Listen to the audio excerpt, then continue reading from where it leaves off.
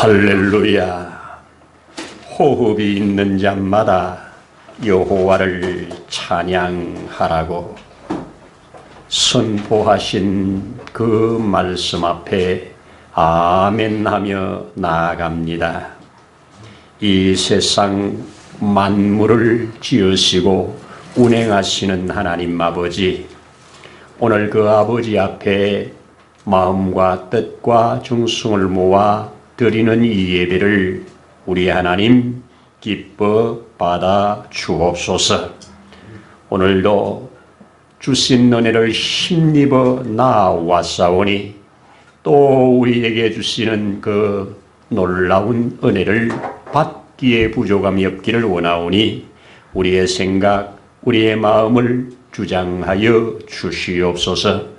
모든 예배의 시종을 통하여 우리 하나님 영광 받으시기를 원하오니 성령 하나님 온전히 인도하시며 주장해 주옵소서. 그리하실 우리의 주 예수님 이름으로 기도드립니다. 아멘. 아멘. 할렐루야. 감사합니다. 우리 성경 함께 요한복음 8장 열어서 2절부터 11절을 함께 읽도록 하겠습니다. 아침에 다시 성전으로 들어오시니 백성이 다 나오는지라 앉아서 그들을 가르치시더니 서기관들과 바리새인들이 음행 중에 잡힌 여자를 끌고 와서 가운데 세우고 예수께 말하되 선생이여, 이 여자가 간음하다가 현장에서 잡혔나이다. 모세는 율법에 이러한 여자를 돌로 치라 명하였거니와 선생은 어떻게 말하겠나이까? 그들이 이렇게 말함은 고발할 조건을 얻고자 하여 예수를 시험함이러라. 예수께서 몸을 굽혀사 손가락으로 땅에 쓰시니 그들이 묻기를 맞이 아니하는지라. 이에 일어나 이르시되 너희 중에 죄 없는 자가 먼저 돌로 치라 하시고 다시 몸을 굽혀 손가락으로 땅에 쓰시니 그들이 이 말씀을 듣고 양심의 가책을 느껴 어른으로 시작하여 젊은이까지 하나씩 나가고 오직 예수와 그 가운데 여자만 남았더라. 예수께서 일어나사 여자 외에 아무도 없는 것을 보시고 이르시되 여자여, 너를 고발하던 그들이 어디 있느냐? 너를 정죄한 자가 없느냐? 예수께서 주여 없나이다. 예수께서 이르시되 나도 너를 정죄하지 아니하노니 가서 다시는 죄를 범하지 말라 하시니라. 아멘. 아멘. 감사합니다.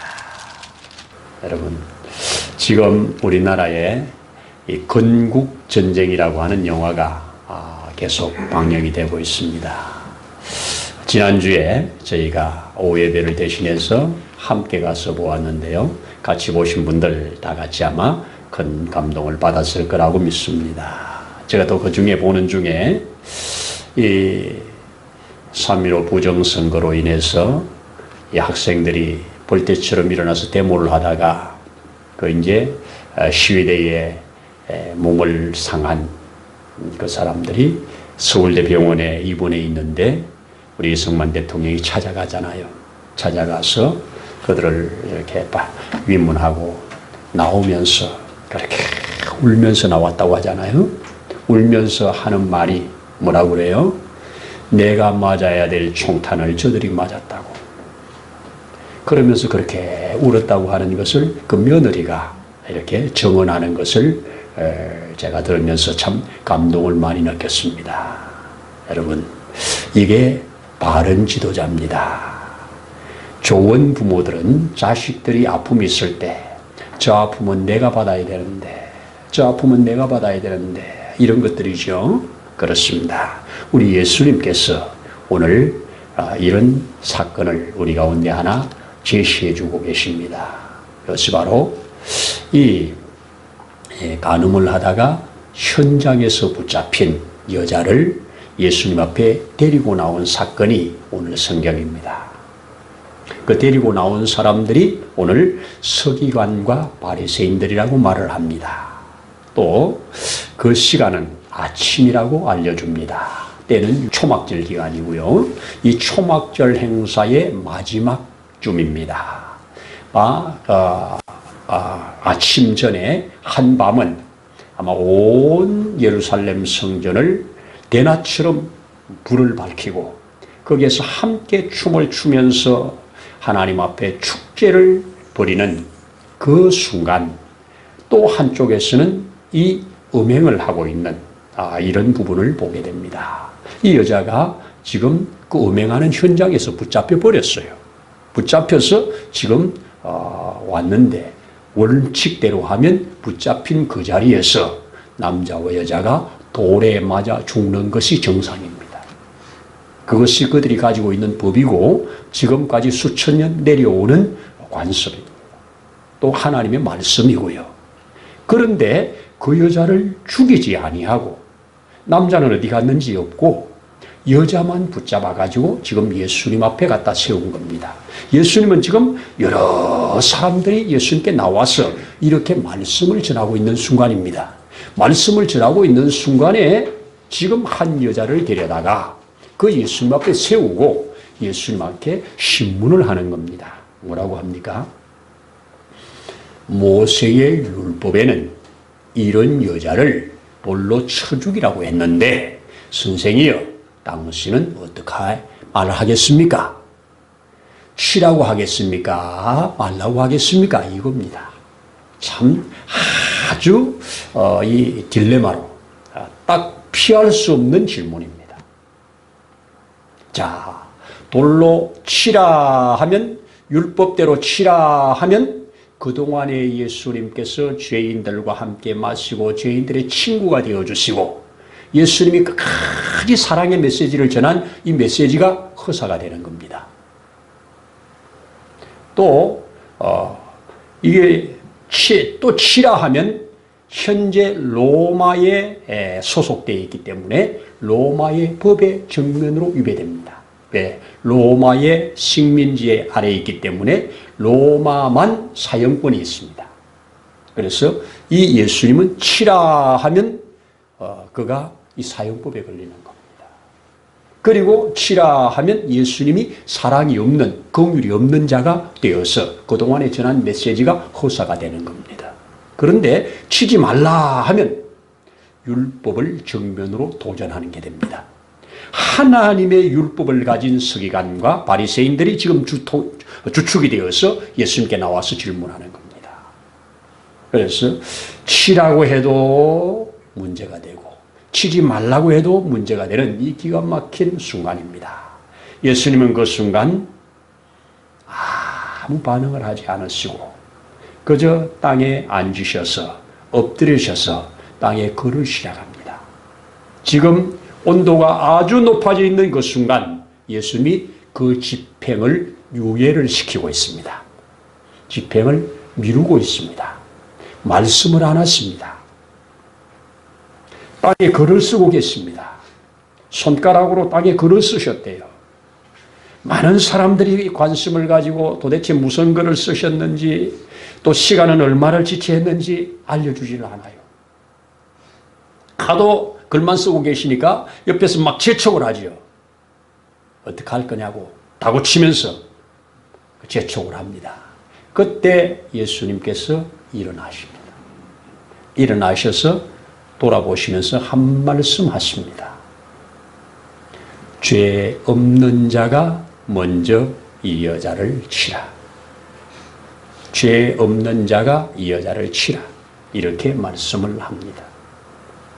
이 말씀을 하시고 다시 엎드셔서 또 글을 계속 쓰고 계십니다. 글을 계속 쓰고 계시는 그동안 한 사람씩 다 사라지고 아무도 없이 지금 이 여인과 예수님과 둘만 남았습니다. 이때 예수님 다시 허리를 펴시고 여인을 향하여 여자여 부르십니다. 너를 고발하던 자가 없느냐? 너를 정죄한 자가 없느냐? 없나이다. 돌아보니까 아무도 없으니까 없나이다. 이때 예수님이 기가 막힌 말을 한마디 하십니다. 나도 너를 정죄하지 않는다. 나도 너를 정죄하지 않는다. 다시는 가서 죄를 범하지 말라. 이렇게 말씀을 해 주십니다. 자, 오늘 이 말씀을 가지고 제게 주신 은혜, 또 이 말씀을 함께 드러내면서 우리가 함께 좀 생각해 보기를 원합니다. 자, 여기에서 먼저 서기관과 바리새인들, 지금 예수님 앞에 예수님을 잡으려고, 예수님을 죽이려고 이 지금 죽음 마땅한 이 여자를 데려다가 자기 앞에 세우고 미끼로, 이 낚싯밥으로 예수님을 죽이기 위하여 이 죄인을 이용하고 있는 저들은 율법을 알고 있는 사람, 누구보다 하나님의 사랑을 많이 받았다고 하는 저들이 정작 예수님의 이 올라가는 인기, 자기들의 기득권, 자기들의 카르텔이 예수님께로 옮겨지는 이 기가 막힌 이 순간에 그것을 깨뜨리려고 하는 이들의 모습, 오늘의 알고 있는 윗어른들과 너무 비슷하지 않습니까? 정치인들과 너무 비슷하지 않습니까? 내 것이 빼앗길까 봐 모든 것을 이용해서 그 사람을 죽이고 무너뜨리려고 하는 이런 세상. 이게 이 세상의 구조고 그렇게 흘러갑니다. 자, 이때 예수님은 이들을 향하여 집행을 유예시키고 있습니다. 그러면서 저들의 허물과 죄악을 예수님이 드러냈다고 생각을 합니다.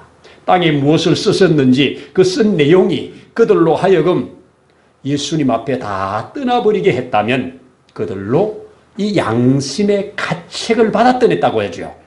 그러니까 죄가 드러났다는 겁니다. 참 안타까운 것은 그 예수님을 제대로 알았다면 자기들의 죄가 드러난 만큼 예수님 앞에 사함을 받아야 되잖아요. 사함을 받고 구원을 받아야 되잖아요. 절대적 구원의 기회요, 절대적 사죄의 기회인데 예수님 앞에 떠나버리고 맙니다. 다 떠납니다. 그런데 끝까지 떠나지 않은 이 여자, 떠날 수가 없죠. 이 여자 그저 자기의 뜻과는 아무 상관없이, 자기의 의지와는 아무 상관없이 그저 한순간의 쾌락을 즐기다가 그것이 죄가 되어서 붙잡혀온 기가 막힌 이 여자, 예수님 앞에서 예수님 억울해요, 나 좀 살려주세요, 나 좀 구원해 주세요, 주님은 그럴 수 있잖아요, 한마디도 하지 않습니다. 하지도 않고 할 수도 없었을 거지요. 그저 처분만 바라고 있는 순간입니다. 한 사람 한 사람 다 가버리는 그 사람들. 여러분, 군중들의 심리가 와 하다가 와 흩어집니다. 예수님은 이 군중 심리를 잠재우면서 너희 중에 죄 없는 자 하라고 개별화시킵니다. 개별화시키면서 자기 죄들이 하나씩 양심의 가책을 받고 자기들도 죄인인 줄 알고 떠나버리는 이 순간, 다 떠나버린 이 순간 예수님은 지금 그 여자를 향해서 나도 너를 정죄하지 않는다. 이 여자는 엄청난 큰 은혜를 받았습니다. 여러분, 예수님의 입에서 나오신 말씀, 나도 너를 정죄하지 않는다 하는 말은 예수님은 이 율법대로 하면 예수님은 죄 없는 자입니다. 죄 없는 자가 돌로 치라고 하셨잖아요. 그러니까 먼저 하신 말씀은 이 여자를 치라는 겁니다. 죄의 값은 사망이니까 죽어야 된다는 겁니다. 그러니까 치라는 겁니다. 그런데 아무도 치는 자가 없으면 자신이 쳐야 됩니다. 그래야 구약의 성경을 이루는 겁니다. 막스 약속을 이루는 겁니다. 그런데 우리 예수님은 치질 않아요. 그러면서 뭐라고 합니까? 여자여, 나도 너를 정죄하지 않는다는 말을 합니다. 우리 성경은 이렇게 말합니다. 하나님이 그 아들을 이 세상에 보내신 것은 세상을 심판하려 하심이 아니요 그로 말미암아 세상이 구원을 받게 하려 함이라. 이렇게 요한복음 3장 17절에서 알려주셨습니다. 또 누가복음 19장 10절에는 인자가 온 것은 잃어버린 자를 찾아서 구원하려 함이라고 말씀해 주셨습니다. 또 마가복음 2장 17절에서는 예수님이 직접 하시는 말씀이죠. 건강한 자에게는 의사가 필요가 없다. 병든 자에게라야 의사가 필요하다. 이렇게 말씀을 하시면서 내가 의인을 부르러 온 것이 아니요 죄인을 부르러 왔다. 이 말씀을 하셨습니다. 예수님은 지금 평소에 하셨던 이 말씀을 이 여자 앞에 나는 너 같은 여인을 구하러 왔다. 나는 너 같은 돌에 맞아 죽음 마땅한 너를 살리러 왔다. 그런데 내가 너를 죽일 수 없잖아. 그러면 어떡하나? 내가 너 대신 죽어줄게. 죄의 값은 사망이기 때문에 하나님이 확실하게 못 박아 놓은 거기 때문에 변개할 수 없습니다. 변개할 수 없기 때문에 이루어야 돼요. 죄의 값은 사망이에요. 그래서 너 죽을 자리에 내가 죽어줄게. 이것이 예수님이 하신 말씀입니다. 적어도 나도 너를 정죄하지 아니하노니 이 말 속에는 예수님이 천지창조를 하는 것보다 훨씬 더 큰 말씀입니다. 왜? 천지창조 말씀이면 되잖아요. 근데 이거는 본인이 죽음의 자리에 내려가야 되잖아요. 이게 예수님이 이 땅에 오신 결정적인 모습을 이 여자 앞에 실상으로 보여준 겁니다. 네 죄 문제는 내가 처리할게. 이제는 가서 죄 짓지 말고 살아. 네 죄 문제는 내가 지고 갈게. 너는 죄 짓지 말고 살아. 여러분, 이것이 에덴 동산에서부터 예수님 때까지 계속 보여주신 진리입니다. 에덴 동산에서 아담과 하와가 죄를 짓고 하나님 앞에서 그들이 다시 용서받는 그것이 뭘로 주어집니까? 짐승을 잡아 죽이는 것으로 그들의 허물을 가립니다. 그들의 모든 허물과 죄가 드러났을 때 하나님은 짐승을 잡아서 가죽을 벗겨서 그들에게 덮어줌으로 그 죄를 가리워 주십니다. 이 덮는다는 거, 이게 구속이라는 단어입니다. 하나님이 그들의 허물을 뭘로 덮어줘요? 짐승을. 그래서 에덴 동산에 처음으로 죽음의 소리가 이 아담과 하와의 범죄 이후에 죽음의 소리가 처음으로 울려 퍼진 겁니다. 그 다음에 이제 이 사건 이후로 하나님은 제사제도를 통해서 계속 죄는 사람이 짓고 죽기는 짐승이 죽고 그 죽어나가는데 양이 죽고 염소가 죽고 소가 죽고 비둘기가 죽고 끊임없이 죽어 피를 흘리고 있는, 그래서 성전은 계속 피 흘림의 역사잖아요. 누가 그럽니다. 구약을 꼭 잡고 꾹꾹 짜면 뭐가 흐르냐? 피가 쭉쭉쭉쭉 떨어진다고. 모든 피의 역사입니다. 피 흘림이 없으면 사함이 없기 때문입니다. 이 사실을 히브리서 기자는 히브리서에 뭐라고 합니까?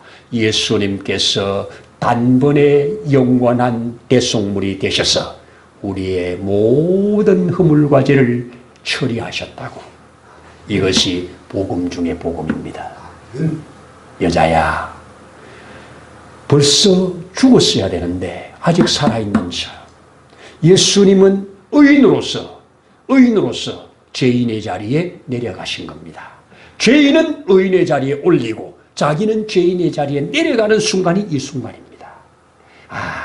예수님의 이 한 말씀, 예수님의 입에서 나온 이 한마디, 2초면 돼, 2초. 죄 없는 자가 먼저 치라. 2초 만에 그렇게 많은 무리들, 그렇게 지금 예수를 죽이려고 혈안되어 있는 사람, 이 한마디로 그들을 다 떠나가게 만드는 어마어마한 파워 있는 말. 이게 설교자의 능력이 이런 능력이라면 얼마나 좋을까. 한마디가 모든 것을 싹 변화시켜버리는, 한마디가 삶을 다 합히고 송두리째 변화시키는 죄 없는 자가 먼저 치라. 예수님의 이 한 말씀이 너무 기가 막히게 평정이 되는 이런 모습을 보게 됩니다. 여러분, 우리가 사는 것은 그분의 은혜입니다. 이 여자가 어디에서 살 수가 있어요? 아무 데도 살 수가 없어요. 법대로 죽어야 돼요. 당연히 가야 됩니다. 우리나라 사건은 아닙니다만은 미국의 한 목사님께서 이 상당히 알려진 큰 교회에 목회를 하시는데, 목회에 많은 스트레스와 또 많은 힘듦으로 인해서 술을 한 잔씩 했어요. 우리나라하고는 좀 분위기가 다르니까 뭐 목회자들도 술을 할 수 있지요. 그런데 자주 하다 보니까 중독이 돼요. 그래서 알코올 중독자가 됩니다. 그래서 이제 몸에 알코올 중독자로서의 증상이 나타날 때 그 교회 앞에 선언을 합니다. 나는 이런 알코올 중독자가 되었습니다. 이제 더 이상 저는 이곳에서 목회를 하지 않고 이제 물러갑니다 하고 교회에다가 선포를 합니다. 이때 교회가 양분되지요. 당연하지. 한쪽에서는 한 분이 일어나서 지금까지 목사님은 우리를 케어해 주시고 우리를 양육해 주시고 우리를 위하여 다 헌신해 주셨습니다. 이제부터는 우리가 목사님을 케어해 드려야 할 시간입니다. 우리 함께 기도하면서 목사님에게 알코올 중독을 치료할 수 있도록 모두가 협력해서 도와드리십시다. 여기에 목사님 뒤에서 눈물을 흘리면서 아멘합니다. 그리고 그 알코올 중독 케어센터에 들어갑니다. 들어가서 계속 치료를 받습니다. 어느 시간 치료가 다 된 다음에 그 교회에서 다시 담임 목사님으로 모시고 목회를 했다는 얘기입니다. 여러분, 누가 누구를 정죄하겠습니까? 제가 그동안 믿음 생활하면서 좀 이렇게 오면서 보니까요, 신앙생활 좀 오래 하신 분들, 교회 생활 좀 오래 하신 분들 특징 중에 하나, 다 그렇지는 않지만 특징 중에 하나가 정죄하는 자리에 잘 섭니다. 바리새인과 서기관들처럼 정죄하는 자리에 잘 섭니다. 판단 정죄를 잘합니다. 여러분, 판단 정죄하는 자리에 그 판단하고 정죄하는 것을 주님께 유보시키고 여러분들은 한 걸음 뒤로 물러날 수 있는 여유가 있기를 바랍니다. 모든 판단은 주님께 유보하십시오. 지금 우리 주님이 그렇게 올라오는, 그렇게 지금 예수 앞에 예수를 다 이제는 빠져나갈 수 없다고 하는 확실한 것을 가지고 예수님 앞에 와가지고 지금 저들이 예수님을 공격할 때 예수님은 잠잠히 계십니다. 잠잠히 계십니다. 잠잠히 온도를 가라앉힙니다. 여러분, 무언가 화날 때, 무언가 열날 때 좀 잠잠히 기다리는 은혜가 있길 바랍니다. 그리고 내가 앞장서서 처리하려고 하지 말고 가능하면 주님께 좀 맡겨드리십시오. 주님께 좀 맡겨드리십시오. 주님 해주십시오. 주님께 좀 맡겨드리면 주님이 처리하면 너무너무 완벽한 처리가 될 겁니다. 주님께 맡겨드리세요. 여러분, 주님 안에서 주님께 유보할 수 있는 은혜가 있길 바랍니다. 여기서 우리에게 주는 겁니다. 바리새인들 이렇게 공격을 하지만, 사두개인들 이렇게 공격하지만, 서기관들 이렇게 공격하지만 주님은 그 공격을 잠재우시고 죄 없는 자가 먼저 돌로 치라, 이렇게 한 걸음 유보할 수 있는 이 은혜, 이런 은혜가 우리 삶에 있다면 우리의 삶은 훨씬 부드러워지고 훨씬 주님의 나라가 우리 가운데 충만하게 임하여 질 것이라고 믿습니다. 예수 그리스도는 우리의 모든 허물과 죄를 자신이 직접 지시는 겁니다. 자신이 짐으로 되는 겁니다. 여러분, 우리 속에 내가 한마디 하면 저 사람 죽어 이런 거 있지요. 그거 무덤까지 가십시오. 죽이지 말고. 내가 한마디 하면 너 죽어 이런 거 있잖아요. 절대로 죽이려고 말하지 말고 여러분이 가지고 죽어주세요. 그러면 그도 살고 나도 삽니다. 그도 살고 나도 살아요. 오늘날 정치인들이 이런 방향으로 조금씩 주님께만 닮아간다면 우리나라가 얼마나 건강한 나라가 되겠습니까? 서로 너 죽여야 내가 산다고 하는 이 세상 원리가 아닌 너 죽는 자리에 내가 죽을게, 이게 성경의 진리입니다. 이런 진리로 쓴다면 여자야, 너를 정죄한 자가 없느냐? 없습니다. 너를 고발하는 자 없느냐? 다 사라졌습니다. 고발하는 자, 정죄하는 자들 다 한도 없이 살기를 바랍니다.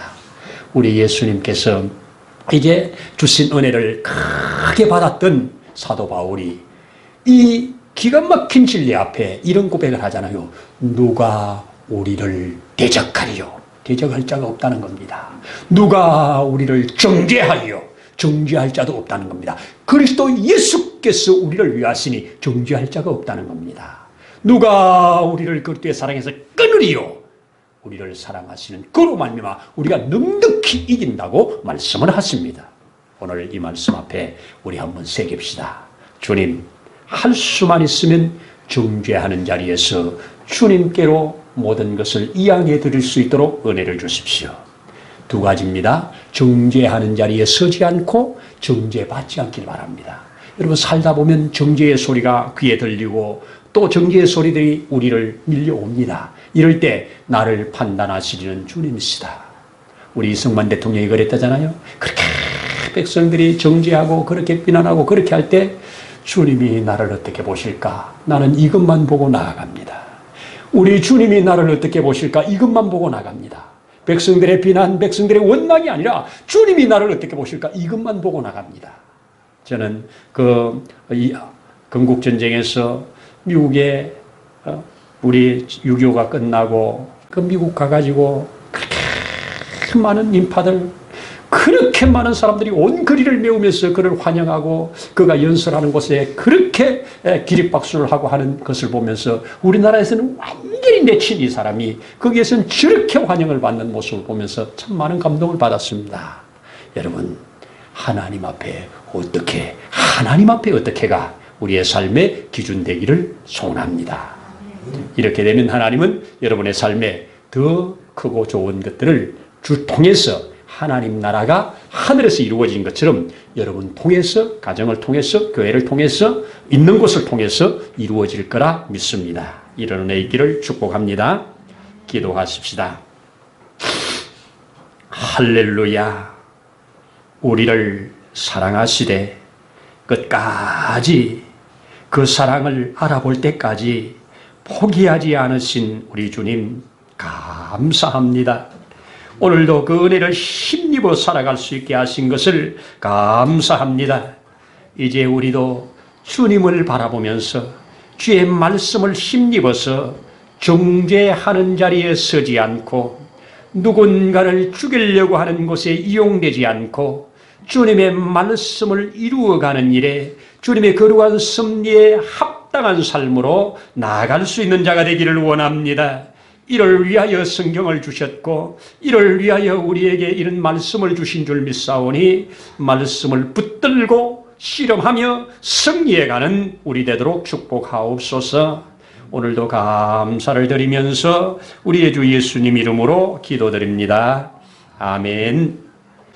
이제는 우리를 영원한 저주에서 속량하시려고 친히 죄물이 되신 우리 주 예수님의 거신 은혜와 그 하나님 아버지의 무한하신 사랑하심과 보혜사 성령님의 일마다 때마다 도우시는 놀라운 증거의 역사가 오늘 이곳에 함께 머릿속에 예배하는 모든 심령 위에, 가정 위에, 세우신 몸된 교회 위에, 있는 곳에서 예배하는 모든 주의 자녀들 위에 이제로부터 영원토록 함께 하시기를 간절히 축원하옵나이다. 아멘.